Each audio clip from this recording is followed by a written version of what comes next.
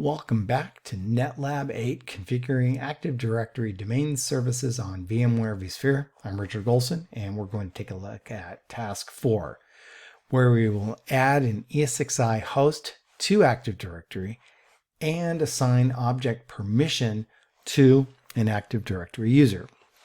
So in this task, we're going to add the ESXi host to Active Directory and assign permission at the vCenter server level to the sysadmin at netlab.local Active Directory domain user. This permission will then propagate to any child objects of the vCenter server, which should include our ESXi host. Let's go ahead and get started. Okay, welcome back. Here you can see that we have the login for the ESXi server queued up here in a web page, so you can see that I've actually navigated to the IP address of one of our ESXi servers. I've also put in the credential for the root account right here, and I'll hit the login, and this is going to log into the ESXi host. Once it loads, we can go ahead and accept this. Just click it closed, and then go to Manage in the Navigator, swing over to Security and Users,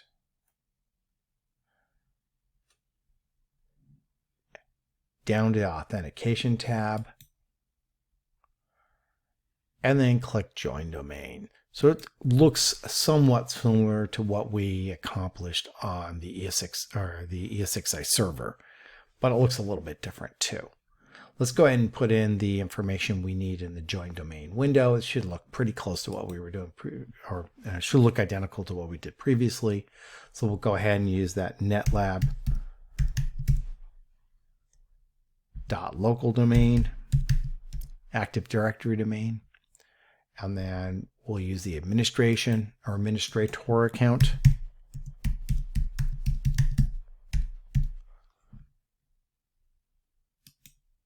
And then the password for that account.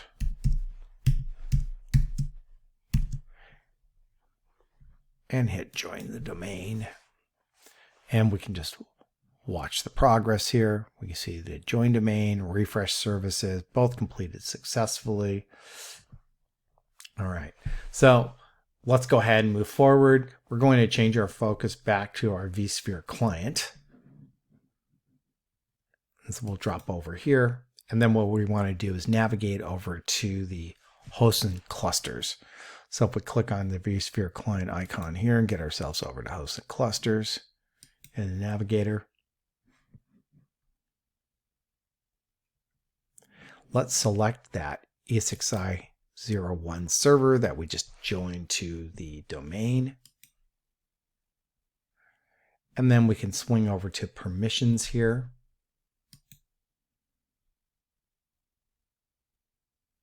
And then we can click the Add Permission button. And in the Add Permission window, we need to change the domain from vClass local to netlab.local.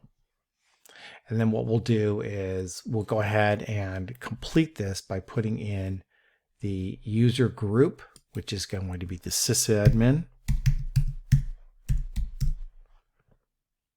And we can see that sysadmin has the administrator role, which makes sense for this.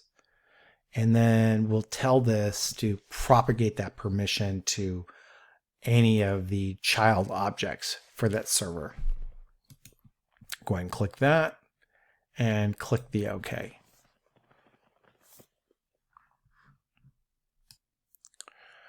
Okay, we gave this enough time so that the vSphere client has updated the screen, and we can see that that sysadmin user, which is part of the NetLab domain, or the netlab.local domain, has been assigned the role of administrator, and we can see that that was defined on SA ESXi 01, just as we saw earlier.